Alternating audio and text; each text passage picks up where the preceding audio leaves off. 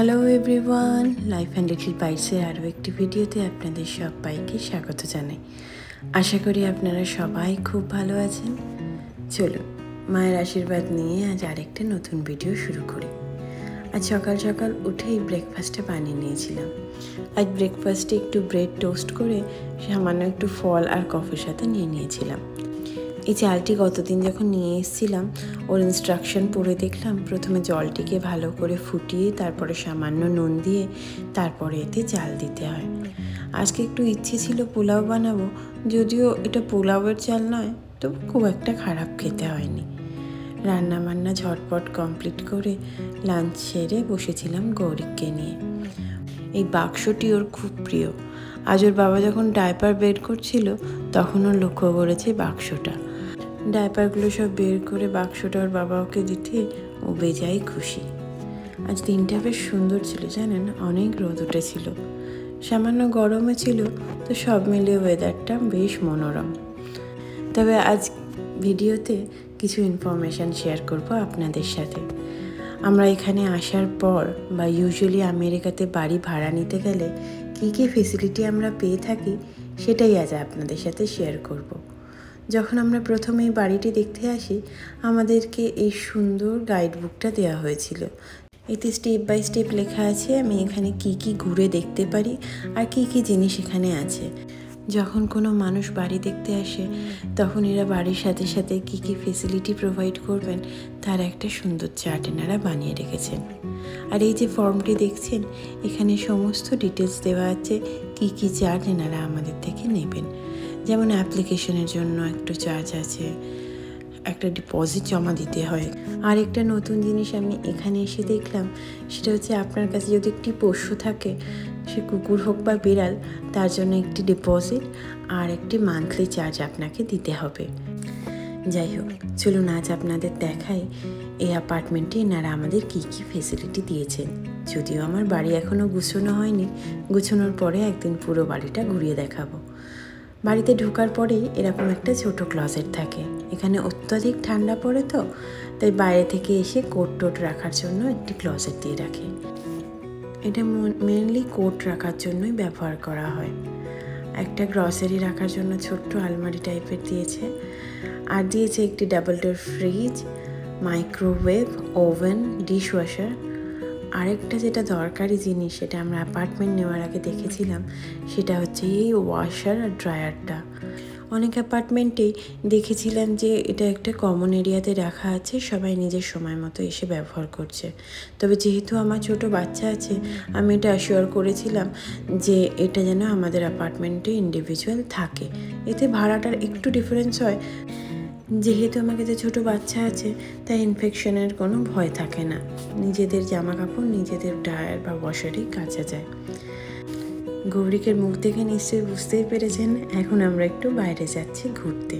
তবে বাইরে বেরোনোর আগে আপনাদেরকে আমাদের এই অ্যাপার্টমেন্টের একটা সুন্দর জিনিস দেখাই। আসলে আস্তে আস্তে গাছগুলো প্রাণ ফিরে পাচ্ছে, আমরাও বাইরে বেরোনোর সাহস পাচ্ছি। এখন প্রায় সন্ধ্যে 7:10-15 মতো বাজে, ঠিক ভালোভাবে সন্ধ্যা এখনও হয়নি। এই যে জায়গাটা দেখছেন, এই জায়গাটায় বেসিক্যালি 4টে ফাউন্টেন আছে। এই সমস্ত জিনিসই এখন শীতকালের জন্য বন্ধ ছিল, শুনছি নাকি সামনের মাস থেকে সব শুরু হবে। কি দারুণ সুন্দর দেখতে, দেখুন এই গাছগুলো এখনও শুকিয়ে রয়েছে, তবে খুব শিগগিরই এদেরও পাতা এসে যাবে।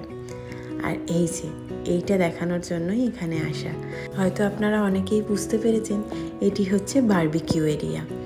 এই লনটাতে পার্টিকুলারলি 4টে বারবিকিউ এরিয়া করা আছে। এরকম ছোট ছোট বসার জায়গা বানানো আছে, আবার কোথাও কোথাও একটা বড় টেবিল পাতা রয়েছে। কি সুন্দর ব্যবস্থা করে রেখেছেন এনারা, দেখুন। আপনি চাইলে অ্যাপার্টমেন্টের ভেতরেই নিজের বন্ধুবান্ধব পরিবারের সাথে একটু আনন্দ করলেন, একটু বারবিকিউ কিছু গ্রিল করলেন, আর সবাই মিলে একসাথে খাওয়া দাওয়া করলেন। এই যে একটা বড় টেবিল এখানে পাতা রয়েছে, যাতে আপনি এবং আপনার পরিবার এখানে বসে আনন্দ করতে পারেন।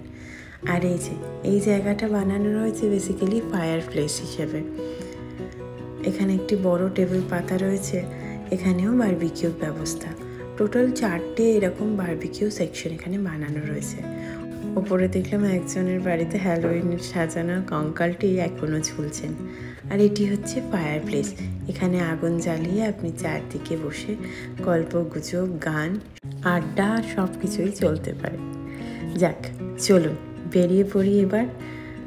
আজ আমরা ঠিক করেছি আমাদের এই আশেপাশের এলাকাটা একটু হেঁটে বেড়াবো। সত্যি বলতে ঠান্ডার জন্য বেরোনোর সাহস তো হচ্ছিল না, তবে আজকাল দেখি ওয়েদারটা খুব সুন্দর থাকে। আপনারা যারা নিয়মিত আমার এই ব্লগগুলি দেখে থাকেন তারা হয়তো এই রাস্তাটা বহুবার দেখেছেন। চলুন আগের দিকে যাই। কি অসাধারণ সুন্দর ছবির মতো লাগছে দেখুন। আমরা তো এখানেই খানিকক্ষণ দাঁড়িয়ে গিয়েছিলাম, যদিও দাঁড়িয়েছিলাম সিগন্যাল পাওয়ার অপেক্ষায়, কিন্তু দাঁড়িয়ে থাকতে খুব সুন্দর লাগছিল, বিশ্বাস করুন। আমার একটি অভ্যাস আছে, বদ অভ্যাসও বলতে পারেন আবার সুঅভ্যাসও বলতে পারেন। আমি যখন কোথাও ঘুরতে যাই বা কোথাও থাকতে যাই, সেই সমস্ত জায়গা সম্পর্কে একটু পড়াশোনা করতে খুব ভালোবাসি। স্বাভাবিকভাবেই এই গেথার্সবার্গ শহরে আসার আগে একটু পড়াশোনা করেছিলাম, তাই ভাবলাম আজ হাঁটতে হাঁটতে কিছু তথ্য আপনাদের সাথেও ভাগ করে নিই। এই গেথার্সবার্গ শহরটি আমেরিকার মেরিল্যান্ডে অবস্থিত মন্টগোমেরি কাউন্টির একটি ছোট্ট শহর।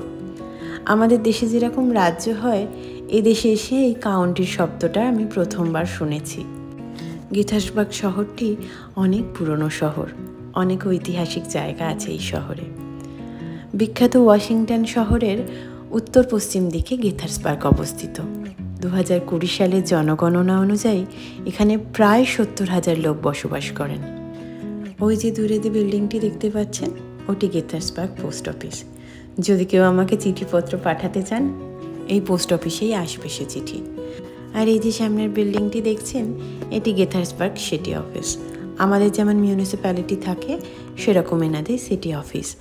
এই শহরের মেয়র এবং বাকি সরকারি আধিকারিকরা এখানেই বসেন, এটাই ওনাদের অফিস। এই গেথার্সবার্গ শহরটিকে 1878 সালে প্রথম টাউন হিসাবে স্বীকৃত করা হয়। এর প্রায় 90 বছর বাদে 1968-তে গেথার্সবার্গকে সিটি হিসাবে স্বীকৃত করা হয়।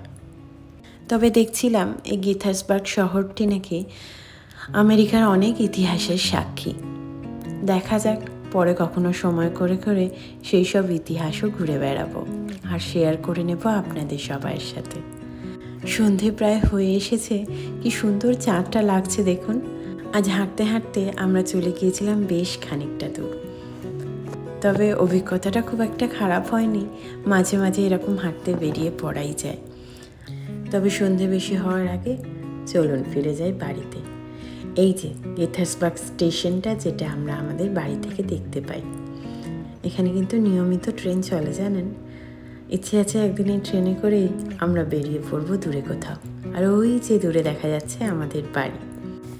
এসে গেছি মোটামুটি বাড়ির কাছাকাছি। চলুন আজ ভিডিওটা এখানেই শেষ করি। আজকের ভিডিওটি কেমন লাগলো অবশ্যই কমেন্ট করে জানাবেন। ভালো লাগলে একটি লাইক করে দেবেন। ফেসবুক থেকে দেখলে আমাকে ফলো করে দেবেন, আর ইউটিউব থেকে দেখলে আমার চ্যানেলটিকে সাবস্ক্রাইব করে আমার পাশে থাকবেন। আবার খুব তাড়াতাড়ি ফিরবো নতুন একটা ভিডিও নিয়ে। সবাই খুব ভালো থাকবেন। নমস্কার।